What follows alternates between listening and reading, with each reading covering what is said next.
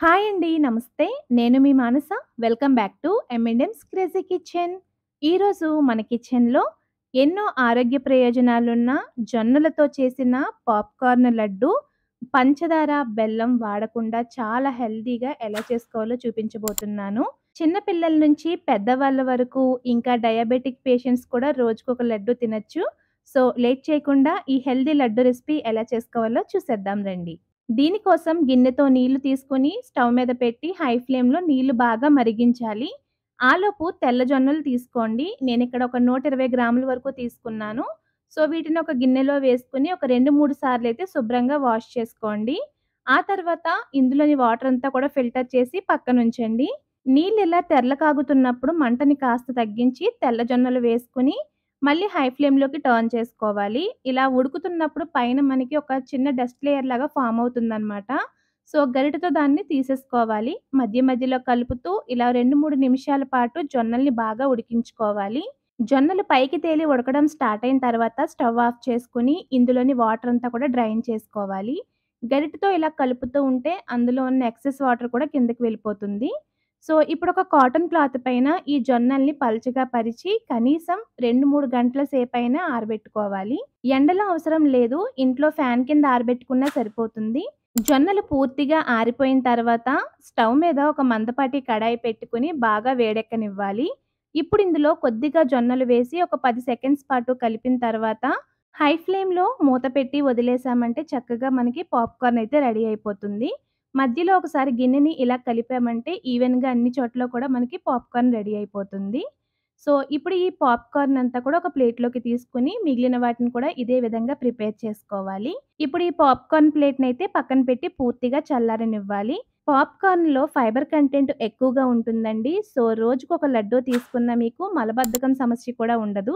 ఇప్పుడు స్టవ్ మీద ఇంకొక కడాయి పెట్టుకొని 2 టేబుల్ స్పూన్ల నెయ్యి వేసి కాస్త వేడెక్కిన తర్వాత 10 జీడిపప్పు, 10 బాదం పప్పు వేసుకొని లో ఫ్లేమ్‌లో ఒక 2, 3 నిమిషాల పాటు ఫ్రై చేసుకున్నాక, ఇందులోకే 3 టేబుల్ స్పూన్స్ వరకు ఎండు కొబ్బరిని కాస్త తురుమైతే వేసుకోండి. సో, దీన్ని కూడా లో ఫ్లేమ్‌లో కలుపుతూ పచ్చివాసన పోయి కాస్త రంగు మారేంత వరకు బాగా ఫ్రై చేసుకోవాలి. ఇప్పుడు చల్లారిన పాప్‌కార్న్‌ని మిక్సీ జార్‌లో ఎన్ని పడితే అన్ని వేసుకొని ఎంత వీలైతే అంత మెత్తటి ఫైన్ పౌడర్ లాగైతే బ్లెండ్ చేసుకోండి. ఇప్పుడు ఏదైనా ఒక కప్పు గానీ, గ్లాస్ గానీ తీసుకొని ఈ పౌడర్ ఎంతొచ్చిందో కొలుచుకోండి. నాకైతే 2 కప్పుల వరకు వచ్చిందనమాట.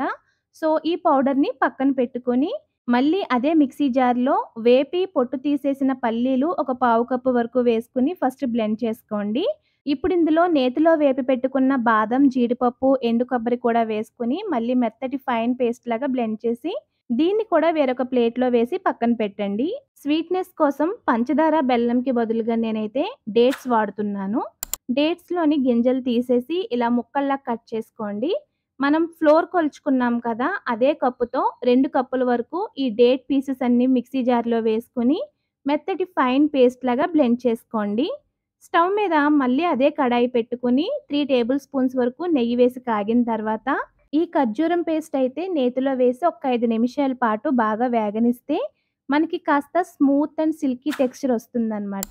సో, చూసారు కదా! ఇలా 5 నిమిషాల పాటు బాగా కలిపిన తర్వాత ఇందులో రెడీ చేసి పెట్టుకున్న పాప్‌కార్న్ ఫ్లోర్ అయితే వేసుకొని గరిటెతో ఎంత వీలైతే అంత బాగా కలపడానికి ట్రై చేయండి. గరిటెతో కలపలేకపోతుంటే ఇలా పప్పు గుత్తితో గానీ, పొటాటో మ్యాషర్‌తో గానీ కలిపిన తర్వాత మనం ముందుగా ప్రిపేర్ చేసి పెట్టుకున్న పల్లీలు, జీడిపప్పు, బాదం పేస్ట్ ఉంది కదా! అది కూడా వేసి బాగా కలిపేసి, ఇందులో అవసరమైతే 1 లేదా 2 టేబుల్ స్పూన్ల నెయ్యి వేసి కలిపిన తర్వాత, స్టవ్ ఆఫ్ చేసి దీన్ని కాస్త చల్లారనివ్వండి. ఇది గోరువెచ్చగా అయిన తర్వాత ఉండలన్నీ కూడా బ్రేక్ చేసేసుకోండి. కొద్ది కొద్దిగా నెయ్యి వేసుకుంటూ ఉండ అవుతుందో లేదో చూసుకోండి. మనకైతే ఉండ అవుతుంది గానీ త్వరగా బ్రేక్ అయిపోతుంది కదా! సో, మరి కాస్త నెయ్యి వేసుకొని ఉండలనైతే చుట్టుకోవాలి. మీరు నెయ్యి తినము అనుకుంటే ఆ ప్లేస్‌లో మీరు వంట నువ్వుల నూనె కూడా వేసుకొని చేసుకోవచ్చండి. లడ్డు టేస్ట్ ఏం మారదు. చాలా బావుంటుంది. చూసారు కదండీ! పాప్‌కార్న్ లడ్డు. ఒక్కసారి మీరు టేస్ట్ చూసారంటే మళ్ళీ మళ్ళీ కావాలంటారు. అంత బావుంటాయి. ఇవొచ్చేసి 3 వారాల నుంచి నెల రోజుల పాటు నిల్వ ఉంటాయి. మీరు కూడా తప్పకుండా ట్రై చేసి మీకు ఈ రెసిపీ ఎలా వచ్చిందో మాకు కామెంట్స్‌లో షేర్ చేయండి.